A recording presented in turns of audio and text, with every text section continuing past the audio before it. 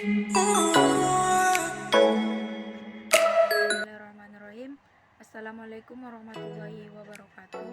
Nama saya Siti Maryam dari kelas TB4 semester 6. Di sini saya akan melakukan praktikum yang berjudul cloning atau kultur jaringan tumbuhan pada wortel. Adapun tujuan dari praktikum kali ini yaitu untuk mengetahui cara cloning atau kultur jaringan tumbuhan pada wortel. Teknologi sel atau kultur jaringan adalah teknologi yang memungkinkan kita menumbuhkan sel atau jaringan dalam nutrien yang sesuai dengan laboratorium. Kultur sel atau jaringan tanaman merupakan aspek yang sangat penting dalam bioteknologi tanaman. Teknologi ini berlandaskan pada kemampuan unit sel-sel atau jaringan tanaman untuk menghasilkan tanaman multiseluler dari satu sel tunggal yang dapat berdiferensiasi. Rekayasa genetika tanaman pada umumnya dilakukan di taraf satu sel tunggal. Jika ada satu sel direkayasa akan membawa sifat yang menentukan. Kultur mikroba dan sel tetap memegang peran penting dalam teknologi rekayasa biokimia, termasuk sel tanaman, sel mamalia. Dengan perkembangan teknologi, rekayasa biokimia berperan luas pada berbagai industri bioteknologi, meliputi pertanian, pangan, enzim, limbah, dan energi. Aplikasi bioteknologi pangan meliputi peningkatan kandungan nutrisi, misalnya zat besi dan beta karoten atau provitamin A pada wortel. Wortel atau Daucus carota L merupakan tanaman sayuran umbi-umbian semusim yang berbentuk sama. Sayur ini dapat tumbuh sepanjang tahun, musim tahun maupun kemarau. Agrobacterium sangat besar berperan penting dalam menghasilkan tanaman yang dimodifikasi untuk mendapatkan sifat menguntungkan. Peran agrobacterium dalam hal ini sebagai pembawa gen yang diinginkan. Agrobacterium tumefaciens merupakan bakteri aerob obligat gram negatif yang habitatnya alami di dalam tanah. Biasanya tanda-tanda dari pengkloningan berhasilnya tumbuhan yaitu dapat dilihat adanya pada wortel, misalnya pada wortel dapat dilihat adanya pembentukan akar tanaman yang berbentuk tombak, pangkal besar meruncing ke ujung.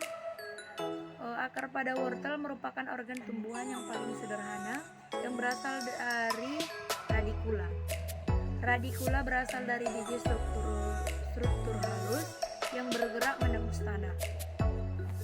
Radikula dari biji akar berkembang melalui akar utama yang sering disebut dengan akar tunggang.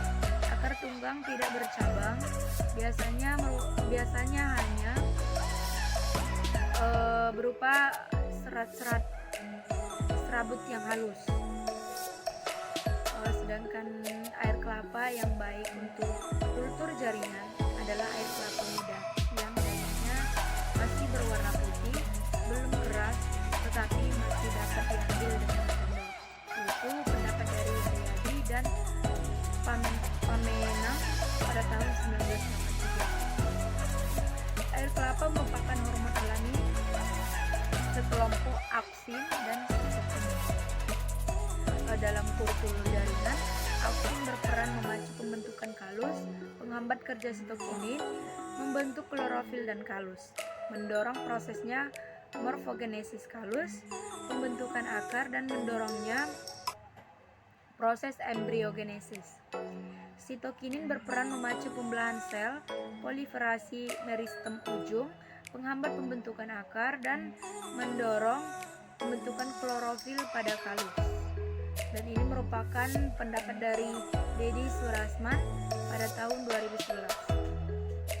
Pertumbuhan dan perkembangan tanaman sangat ditentukan oleh 4 faktor. Yang pertama itu genetis.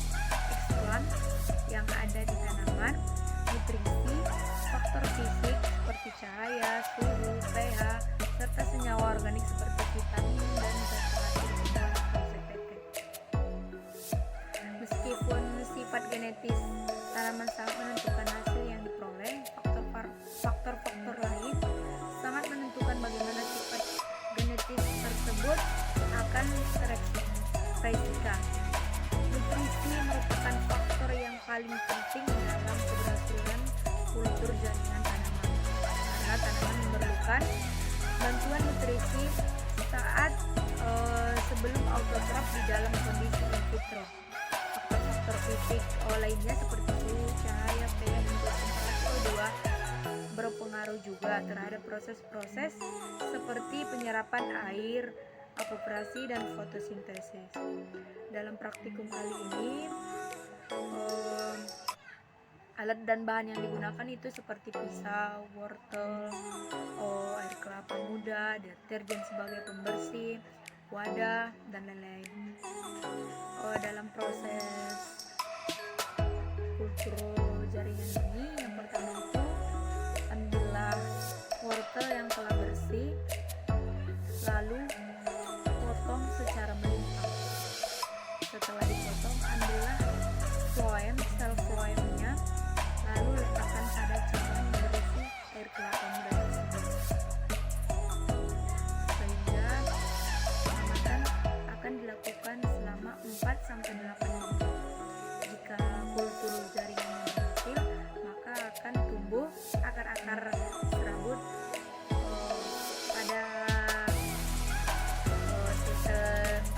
pada sel-sel wortel.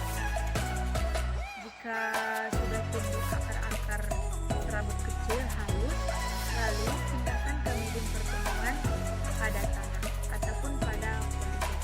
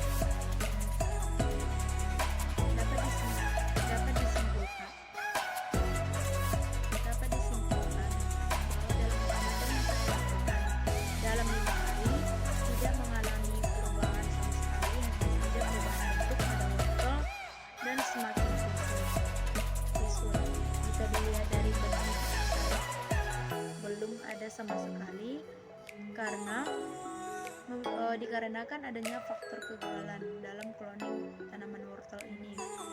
Bisa saja dikarenakan faktor lingkungan dan udara yang tidak sesuai pada proses cloning maupun pengkulturan jaringan tumbuhan tersebut. Mungkin juga dikarenakan waktu yang sangat singkat, hanya beberapa hari, sedangkan pada pengkloningan ini membutuhkan 4-8 minggu. Banyak faktor kendala atas kegagalan dalam suatu proses cloning jaringan